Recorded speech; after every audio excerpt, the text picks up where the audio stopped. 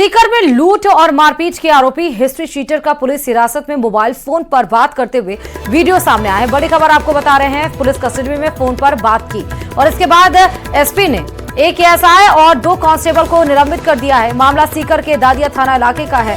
हाल ही में सीकर पुलिस ने मारपीट कर युवक के हाथ पैर तोड़ने के मामले में 10,000 रुपए के इनामी बदमाश हिस्ट्री शीटर मनोज महिला को गिरफ्तार किया था और कल उसे दादिया पुलिस की टीम कोर्ट में पेश करने के लिए लाई थी, जहां पुलिस की मौजूदगी में हिस्ट्री शीटर मनोज महिला ने फोन पर बात की और इसका वीडियो भी सामने आया है। इस मामले में जिला पुलिस अधीक्षक भुवन भूषण यादव ने एक्शन लेते हुए दादिया पुलिस थाने में एएसआई और 2 कांस्टेबल को सस्पेंड किया। आरोपी मनोज महिला मूल रूप से झुंझुनू के बलरिया इलाके का रहने वाला है, जो मुकुंदगढ़ पुलिस थाने का हिस्ट्री शीटर है। इसके खिलाफ 11 मामले दर्ज है।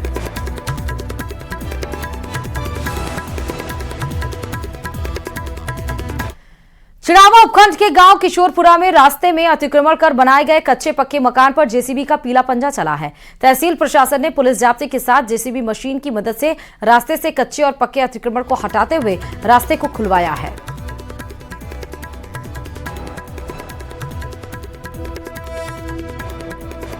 खसरा नंबर 820/106 और 822/107 जो कि राजस्व रिकॉर्ड में दर्ज है, रास्ता कटौनी है।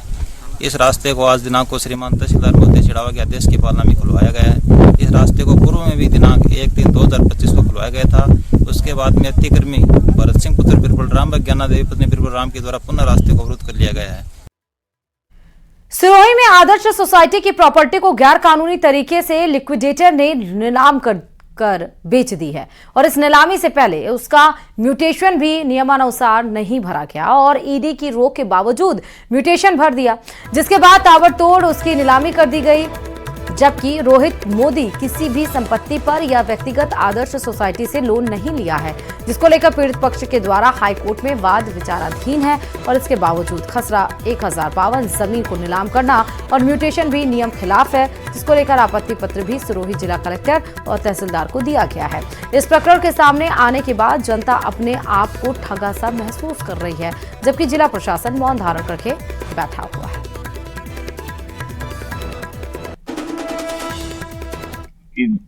जमीन को लिक्विडेटर के द्वारा नीलाम कर आगे से आगे बेचने का मामला सामने आया है, जबकि इसका मोटेशन भरवाने के लिए एक ही दिन में इसका मोटेशन भी भरवा दिया गया, जबकि 15 तारीख को इसकी हाईकोर्ट में मामला विचाराधीन होने के कारण पीड़ित पक्ष के द्वारा जिला कलेक्टर व तहसीलदार को जो है आपत्ति दर्ज करवाई गई। लेकिन आपत्ति दर्ज करवाने के बाद भी एक ही दिन में उसका मोटेशन दर्ज किया गया और मोटेशन दर्ज करने के बाद में प्रशासन के ऊपर अनियमितता के गंभीर आरोप लग रहे हैं, क्योंकि जब मामला हाईकोर्ट में विचाराधीन है तो उसको मोटेशन कैसे भरा जा सकता है। और वही इस अनियमितताओं के चलते अब देखने वाली बात यह है कि आदर्श सोसाइटी का पैसा जो है जनता को मिला नहीं है, लेकिन भू माफियाओं के द्वारा 27 करोड़ की जमीन को मात्र 6 करोड़ में बेचकर आगे से आगे इसकी चेन बनाई गई और इसका बेचान कर दिया गया, जबकि जनता को उसका 1 रुपया तक नहीं मिला है। जनता अपने आप को ठगा। बड़ी खबर इस बीच आपको बता रहे हैं भरतपुर से, जहां नीट यूजी 2024 की परीक्षा में पेपर लीक और सॉल्विंग से जुड़े गंभीर मामले में भरतपुर के एसजेपी मेडिकल कॉलेज के 2 छात्रों को निलंबित कर दिया गया है। यह कार्रवाई सीबीआई की ओर से दर्ज चार्जशीट और नेशनल मेडिकल कमीशन के निर्देशों के आधार पर की गई है। निलंबित छात्रों में कुमार मंगलम विश्नोई जो कि बैच 2022 और दीपेंद्र शर्मा जो कि 2023 बैच के छात्र हैं, जिनको निलंबित किया गया है। तो बड़ी खबर इस वक्त ही आपको बता रहे हैं भरतपुर से।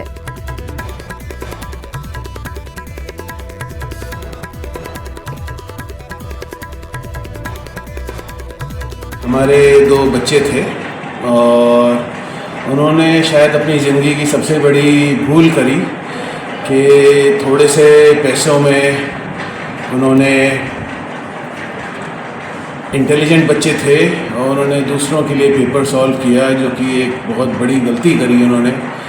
और सीबीआई के अधीक्षक और सीबीआई की टीम हमारे कॉलेज में आई और उन्होंने हमें बताया कि आपके कॉलेज के 2 बच्चे हैं।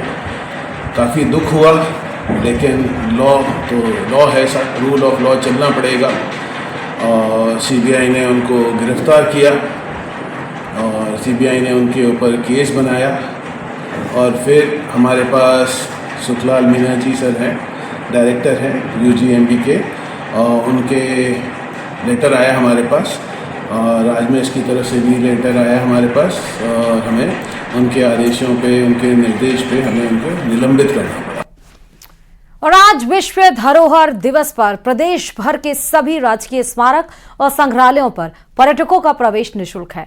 जयपुर के स्मारक आमेर फोर्ट, हवा महल, Jantar Mantar, Nahargarh fort, Albert hall समेत राजकीय स्मारक संग्रहालयों पर एंट्री फ्री है। यहाँ सैलानी आज बिना टिकट सैर कर सकते हैं। पर्यटन स्थलों पर देसी विदेशी पर्यटकों का तिलक फूलमाला से स्वागत किया जा रहा है, जिस तरह तस्वीरों में आपको नजर आ रहा है। तो वर्ल्ड हेरिटेज डे पे आज देखिए जितने भी मॉन्यूमेंट्स हैं राजस्थान के, वहां पर फ्री एंट्री दी गई है।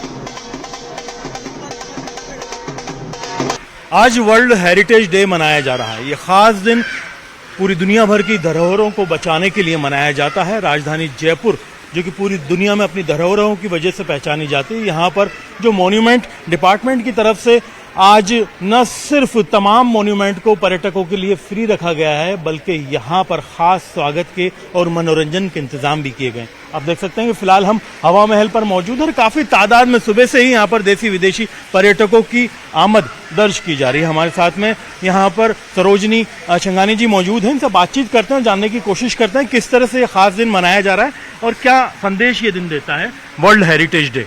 सबसे पहले तो वर्ल्ड हेरिटेज डे की सबको शुभकामनाएं हैं। और आज यहाँ पे पर्यटकों का तिलक लगा के स्वागत किया जा रहा है। प्रवेश द्वार पे भी रंगोली बनाई गई है, पपेट शो चल रहा है, और हम पर्यटकों को यही संदेश दे रहे हैं कि धरोहर की सुरक्षा और स्वच्छता का ध्यान रखें। Jaipur is a very beautiful city with a lot of beautiful sites to visit, and as far as we've just arrived in Jaipur, so it's a good occasion for visiting and आपको कैसा लगता है आज का दिन world heritage? बहुत बढ़िया sir, शानदार। और हम वेलकम कर रहे हैं हमारे जो बाहर से जितने भी आगंतुक है, जो विदेशी मेहमान उनका। और जयपुर रियली एक यूनिक सिटी है जिसको देख करके बड़ा अच्छा लगता है सबको। यहाँ का कल्चर, हेरिटेज, यहाँ का फूड, यहाँ का जो कलर जो है, सब कुछ देख करके गेस्टों को बहुत बड़ा अच्छा लगता है। उनको प्राउड फील होता है, और हमें तो स्पेशली प्राउड फील होता है कि हमारी सिटी और हमारे कल्चर को देखने के लोग यहाँ से पधारे हैं, दूर दूर से पधारे हैं। It's our World Heritage Day today, so we have to preserve our heritage, and we are actually coming from Hyderabad to visit, and it's our privilege that we are today in Rajasthan, which is having most heritage. की पहाड़ी police ने एक gang के ऐसे 3 आरोपियों को गिरफ्तार किया है जो नौकरी का झांसा देकर लोगों के साथ ठगी करते थे। इस पूरे रैकेट का मास्टरमाइंड नईम खान का नाम का आरोपी है, जो कि फिनो बैंक का अधिकृत बीसी भी है। दरअसल ये ठग नौकरी का झांसा देकर लोगों को बुलाते और उनसे फिर बैंक अकाउंट खुलवाते, जिसमें अपना नंबर डालते और फिर जो साइबर ठगी की राशि का ट्रांजैक्शन इस अकाउंट में किया जाता और नौकरी का झांसा देकर बुलाए गए लोग जब इस बात का विरोध करते तो उनके साथ मारपीट की जाती और उन्हें बंधक बना लिया जाता। फिलहाल मामले में पुलिस का कहना है कि मास्टरमाइंड नईम की गिरफ्तारी होने के बाद ही आगे खुलासा हो पाएगा कि आखिर इस गैंग ने कितने अकाउंट ओपन कराए जिनमें लगातार ठगी की राशि का ट्रांजैक्शन हो रहा। ये एक बड़ा ही खतरनाक प्रवृत्ति हमारे सामने आई, और जब विशेष तौर पे हम लोग पहाड़ी थाना क्षेत्र के बॉर्डर इलाकों में जंगलों में एक सर्च अभियान चला रहे थे, तो वहाँ पे हमें कुछ ऐसे लोग मिले जो कि हरियाणा के रहने वाले थे, फरीदाबाद, वल्लभगढ़, अलीगढ़ के, जिनको कि नू मेवात की फिरोजपुर जिला की एक गैंग है, उसने उन लोगों को नौकरी का झांसा दे करके यहाँ पर बुलाया था। और फिर एक बार जब यहाँ पे आ जाते हैं तो उनको जंगल के अंदर सुनसान जगहों पे ले जाते हैं, फिर उनके खाते खुलवाते हैं। खाते खुलवाने की जो पूरी प्रक्रिया है उसमें खोलने वाले जो लोग हैं, जो एजेंट्स हैं बैंक के, इसमें फिनो बैंक के एजेंट शामिल थे। कोटपुतली शहर में गर्मी ने जैसे ही तेवर दिखाने शुरू किए, वैसे ही जल संकट की पुरानी कहानी एक बार फिर सामने आ गई।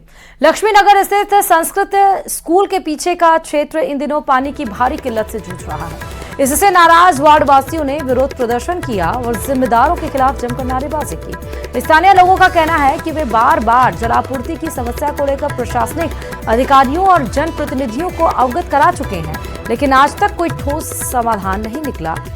गर्मी के इस भीषण दौर में लोगों को 500 रुपए में निजी टैंकर मंगवाने पड़ रहे हैं, जो मध्यम वर्गीय परिवारों के लिए रोज के लिए संभव नहीं है।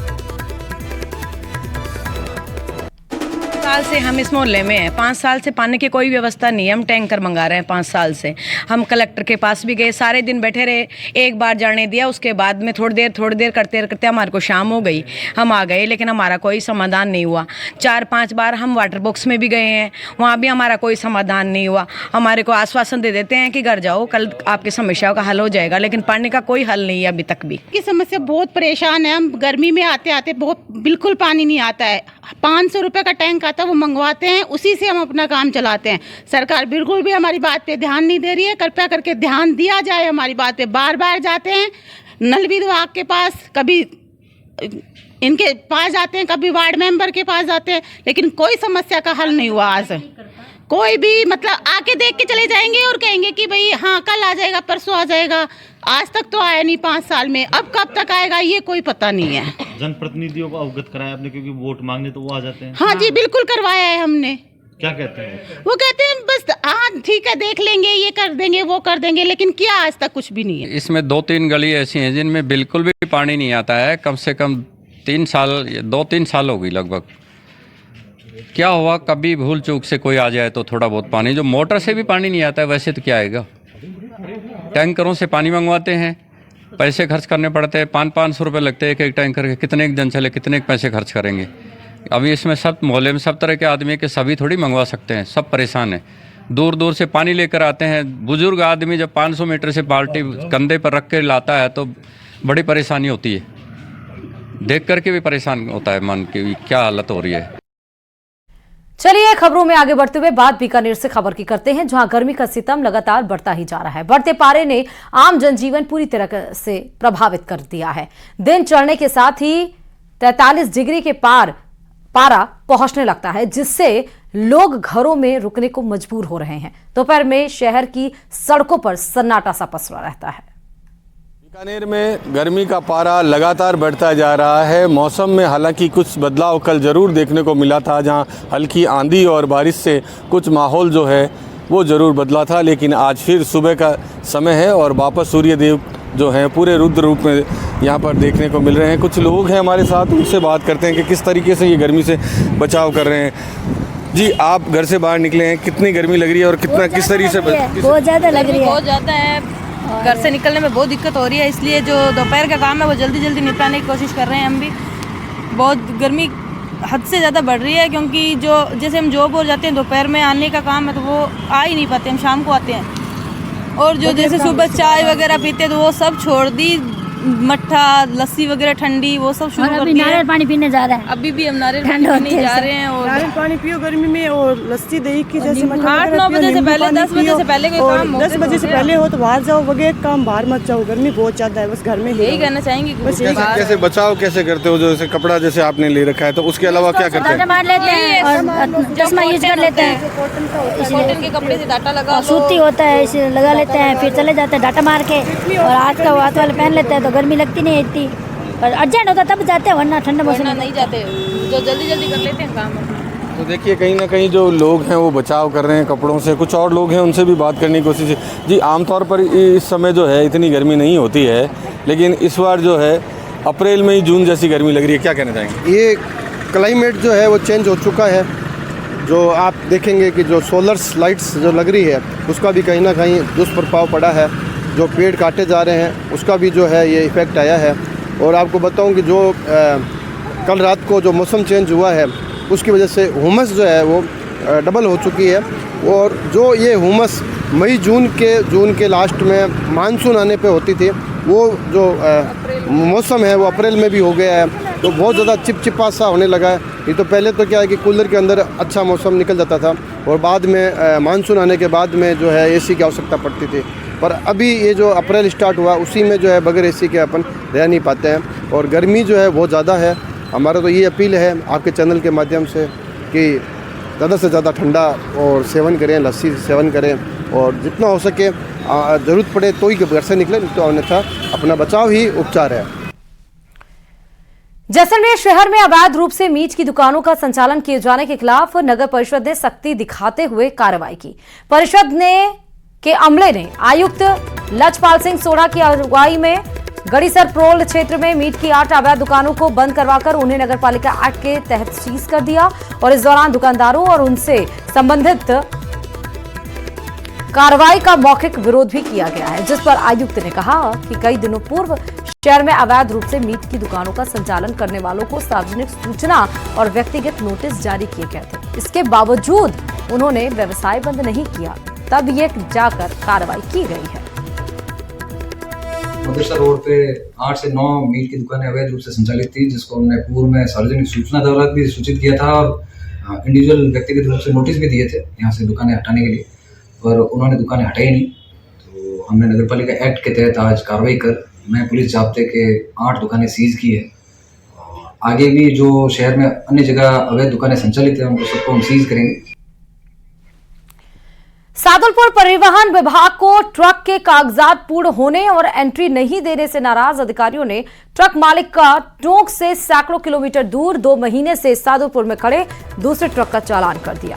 पीड़ित ट्रक चालक ने बताया कि ऑनलाइन सर्च कर चालान किया गया। ट्रक मालिक रामपाल डाबड़ा पुत्र कुरड़ाराम गांव थान मठुई तहसील राजगढ़ जिला चुरू ने मुख्यमंत्री को पत्र लिखकर परिवहन विभाग अधिकारियों के खिलाफ कार्रवाई की मांग की है। के अंदर आरटीओ नूर वाली जो गाड़ी नंबर था RJ10GB 9604, उस गाड़ी के पेपर कंप्लीट थे और उस गाड़ी का अंडरलोड वजन था, गाड़ी के अंदर कोई कमी नहीं थी। आरटीओ ने वो गाड़ी ड्राइवर से पैसे मांगे, ड्राइवर ने देने के लिए मना कर दिया। उसके बाद में वो गाड़ी पूरा दिन खड़ी रखी। जब उसको लास्ट में शाम को कोई अगर उसको गाड़ी के अंदर कोई कमी नहीं दिखी ना, तो उसने नेट पे सर्च करके पता नहीं कैसे DTO में वो करके और उसने ये पता लगाया इसके नाम से कितनी गाड़ियां हैं।